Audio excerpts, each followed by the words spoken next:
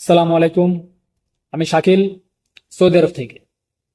সাল 1967, ইতিহাসের এক বিরল ঘটনা। 1967 সালে আরব ইসরায়েলের যুদ্ধ হয়েছিল। যুদ্ধের নাম ছিল কি? Arab Israel. আমার লাইফে তার পূর্ণ আবৃত্তি আমি দেখি নাই, তবে এবার মনে হয় দেখতে যাচ্ছি। দর্শক সুযোগের অপব্যবহার করায় নেহুর বিরুদ্ধে খুব প্রকাশ করেছে আরব বিশ্বের নেতারা।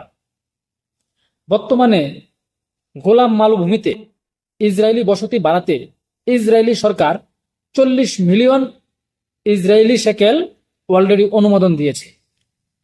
নিজেদের উত্তর সীমান্ত সুরক্ষিত রাখতে গোলাম মালভূমিতে ইসরায়েলি জনসংখ্যা বাড়াতে চায় নিহু। আর এই অভিযানকে আটকানোর জন্য আরবরা একজোট হয়েছে। অলরেডি সৌদি আরব সহ কাতার, সংযুক্ত আরব আমিরাত, ইরাক, এর পাশাপাশি ইরান থেকে শুরু করে আরব যে রাষ্ট্রগুলো আছে তারা একজোট হয়েছে এবং তারা খুবই শক্ত অবস্থানে আছে।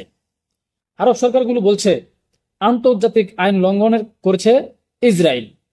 সিরিয়ার সীমানায় অগ্রসর যদি বন্ধ না হয় তাহলে আরব রাষ্ট্রগুলো তাদেরকে থামাতে বাধ্য হবে। বিষয়টা চিন্তা করে দেখেন যে গোলাম মালভূমিতে তারা তাদের জনসংখ্যা বাড়ানোর জন্য তারা আবারও অগ্রসর চালু করেছে। তবে আরব ইসরায়েল যে যুদ্ধটা হয়েছিল, 6 দিনব্যাপী সে যুদ্ধটা হয়েছিল, এই 6 দিনের মধ্যেই তারা ইসরায়েলকে দখলে নিয়ে নিয়েছিল, কিন্তু আরব সেখানে একা যুদ্ধ করে নাই। সমস্ত আরব রাষ্ট্রগুলো একত্রিত হয়েই যুদ্ধটা করেছিল। কেননা 1967 সালে তারা গোলাম মালভূমিতে ইসরায়েলের অগ্রসর চালায়, কিন্তু তারা সে সময় সফল হতে পারেনি। পরবর্তীতে তারা আবারও 1981 সালে গোলাম মালভূমিতে তাদের আয়ত্তে নিয়ে আসে।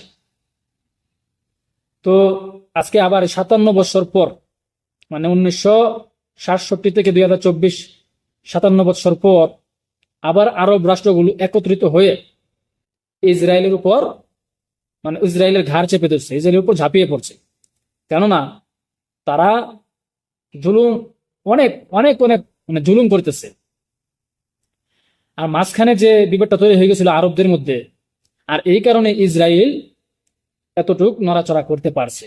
কিন্তু এখন যেহেতু আরব বিশ্বের নেতাগুলো এবং আরব রাষ্ট্রগুলো তারা যেহেতু আবার একজোট হয়ে, বিভেদ ভুলে আবার একজোট হয়ে মাঠে নামছে, তো ইসরায়েলকে এবার দেখে ছাড়বে। আশা করি খুব ভালো কিছু হবে, আশা করি ভালো কিছু হবে। তো এই যে আরব ইসরায়েল যুদ্ধটা হয়েছিল, আমরা হয়তো আবার এরকম একটা দৃশ্য দেখতে যাচ্ছি। ইনশাআল্লাহ, আল্লাহ চাহে তো ভালো কিছুই হবে। তো 1967 সালে তারা গোলাম মালভূমিতে তাদের দখলে নিতে চেয়েছিল, কিন্তু তারা সেখানে ব্যর্থ হয়েছে, এটা সত্য। কিন্তু পরবর্তীতে আবার কিন্তু তারা সাকসেস হয়েছে। 1981 সালে তারা আবার তাদের আয়ত্তে নিয়ে নিয়েছে। তবে এখন যে নিয়ে নিয়েছে, এখন তারা জনসংখ্যা বাড়ানোর জন্য আবার 40 মিলিয়ন ইসরায়েলি শেকেল অলরেডি অনুমোদন দিয়ে দিয়েছে। আর এই অগ্রসরটাকে বন্ধ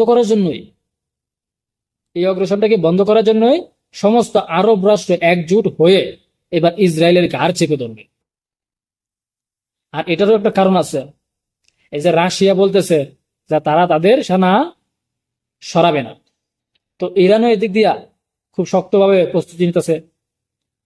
তো ইরান যেহেতু প্রস্তুতি নিতেছে, তাহলে তো বুঝতেই পারছেন অবস্থাটা কি গিয়ে দাঁড়াবে। কিন্তু মাঝখানে ঝামেলা হলো তুরস্কের সাথে। তুরস্কের অনেক অধিবাসী সিরিয়াতে ছিল, তারা মাঝে মধ্যে অগ্রসর চালাতো, যাওয়া আসাও করতো তুরস্কতে। আর এই বিষয়টা নিয়ে তুরস্কের সাথে একটু বিভেদ তৈরি হয়েছিল। কিন্তু যাই হোক, যেহেতু সমস্ত আরব রাষ্ট্র একত্রিত হচ্ছে, তো সেই হিসেবে তুরস্ক ইনশাল্লাহ যোগ দিবে। তো এবার ইসরায়েলকে তার শেষটা দেখিয়ে দেব, আশা করি ভালো কিছু হবে। আসসালামু আলাইকুম।